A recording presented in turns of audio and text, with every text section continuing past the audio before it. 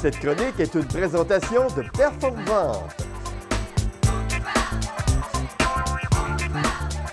Bonjour, aujourd'hui on va parler de prospection. Savez-vous que la prospection, ça s'arrête là où commence la vente? C'est quoi la prospection? Bien, c'est sûr que c'est l'art d'intéresser les gens à votre produit et service. C'est aussi un moyen de vérifier les tendances du marché. Vous en êtes où? Donc, le but d'une prospection, c'est aussi de trouver des clients, mais aussi rendre les clients, vos clients fidèles, puis de façon à ce qu'ils se souviennent de vous, puis qu'ils parlent aussi de vous. Donc, comment faire de la prospection? Faire de la prospection, ce n'est pas de trouver des prospects qui est le plus difficile, c'est souvent d'être capable de se vendre. Donc, vous devez établir une stratégie en fonction des méthodes, puis du calendrier. Fait que vous devez sélectionner aussi vos objectifs, vous devez les planifier, puis vous devez être organisé et avoir la bonne méthode de travail. Donc, notez que les clients sont votre raison d'être.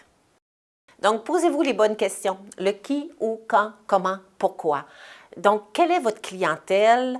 Quel est le contenu de votre message que vous voulez offrir? Puis, quelle est la meilleure période aussi? Si le prospect est intéressé, où va-t-il obtenir l'information pour vous rejoindre?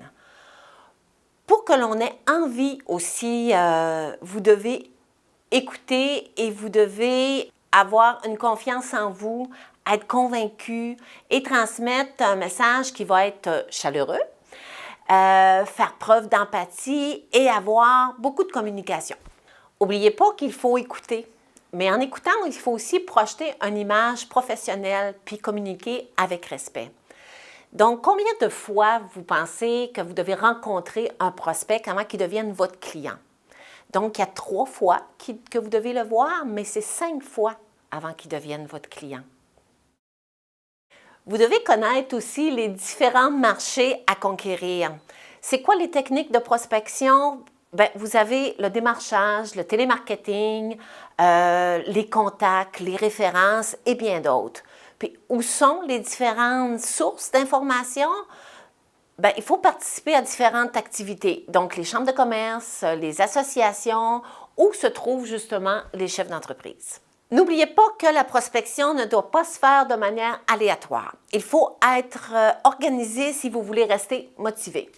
Donc, pour conclure, voici les choses à retenir. Qui voulez-vous rejoindre? Pourquoi voulez-vous les rejoindre? Qu'avez-vous à offrir? Puis, que doit faire le prospect s'il est intéressé à votre produit?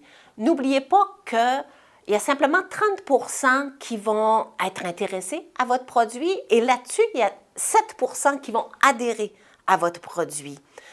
Donc, c'est important de bien faire votre prospection. Si vous avez besoin d'aide pour vous aider à préparer votre prospection ou encore vous assister lors de la rencontre avec votre client, communiquez avec moi dans le 418-930-1004, Renelle Lévesque, sur Facebook, LinkedIn et je vous invite à aller voir mon site internet www.performvente.com.